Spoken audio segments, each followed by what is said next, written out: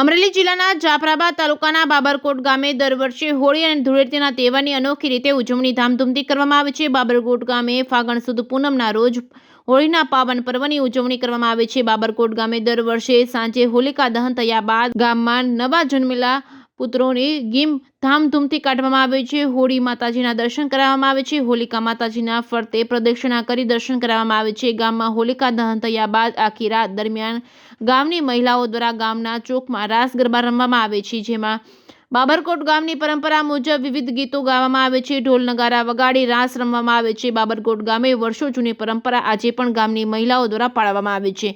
બાબરકોટ ગામે ધૂળેટીના રોજ વહેલી સવારથી સાંજ સુધી ગેરૈયા દ્વારા ગેર કાઢીને મનોરંજન કરવામાં આવે છે।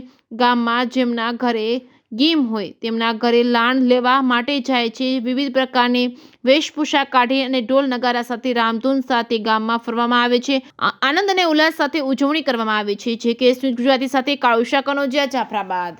હોળીના પાવન પર્વ નિમિત્તે બાબરકોટ ગામ સમાજ આયોજિત દર વર્ષે હોળી અને ધૂળેટીની ધામધૂમથી ઉજવણી કરવામાં આવે છે, જેના ભાગરૂપે આજે ખેલૈયાઓ દ્વારા ઘેર કાઢી અને ગૌશાળાના લાભાર્થી ધામધૂમનું આયોજન કરવામાં આવે છે। તમામ ઘરે ઘરે જ્યાં ગીમ હોય છે ત્યાં જઈ અને ઘેર કાઢી અને ગૌશાળાના લાભાર્થી દાન એકઠું બોલો દ્વારકાધીશની જય,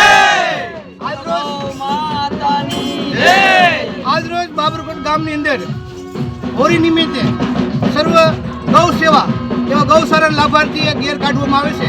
જે તમને આવે છે બાબરકોટના ગૌશાળાના લાભાર્થી મળે છે, એટલે ખૂબ ખૂબ ધન્યવાદ। જે ગામના પૈસા આપે છે તમામ પૈસા બાબરકોટને ગૌશાળા જે આપણું આયોજન કર્યું છે એની અંદર મળે છે। જય સીતારામ, જય હોરિકામાં।